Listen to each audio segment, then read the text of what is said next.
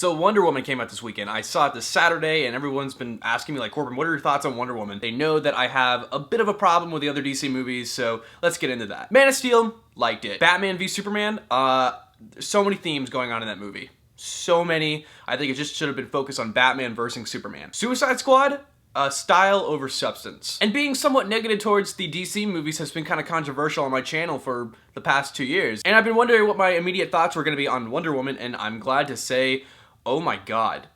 Wonder Woman is like really, really good. And I'm not talking about in terms of DC films. When Suicide Squad came out, I thought it was the best DC film, but I didn't think it was like, you know, an overall like good film. Just compared to the other DC movies, I thought it was good. But Wonder Woman as a movie, as a film, is amazing.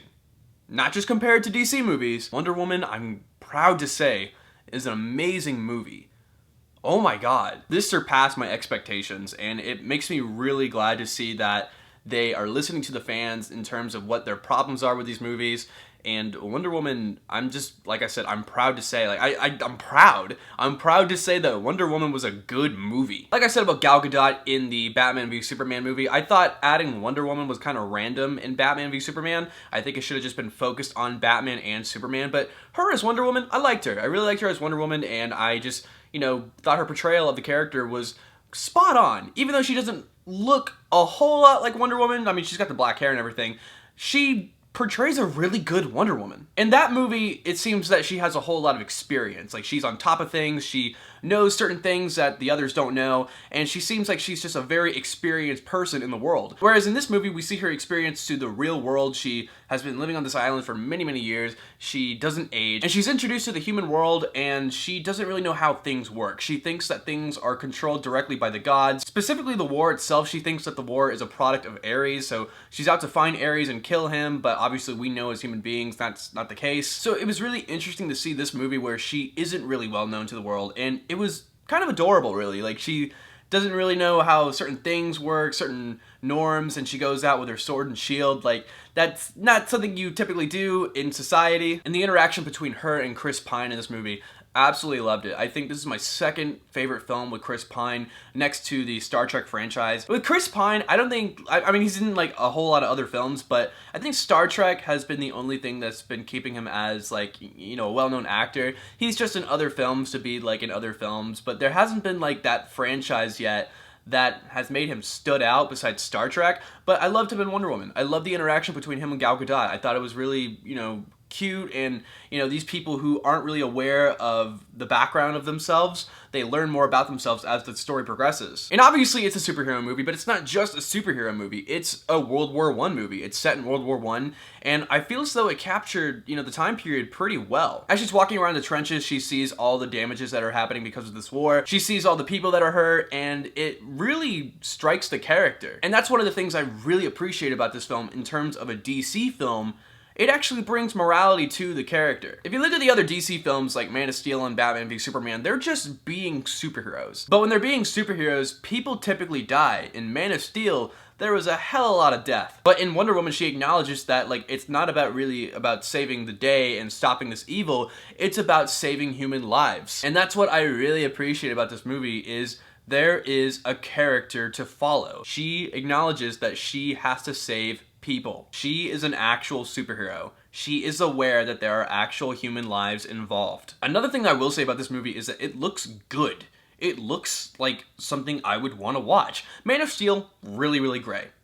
Really gray. Batman v Superman, they tried to colorize it a little bit, but it was still a little dark. Suicide Squad looked colorful. It was still at night though. But Wonder Woman, like, even though it took place in a World War I setting, it was kind of gray and dull, it was able to like color contrast everything pretty well. I could see that her suit was actually like red, gold, and blue. And the Lasso of Truth is like the first, I mean, if you think about it, the first kind of yellow that you've ever seen in a DC film, so that's something. They knew like if they had to have the Lasso of Truth in there, like they would have had to like, you know, bump up the color, like, hey, this thing is actually yellow, can we like get some yellow in these films?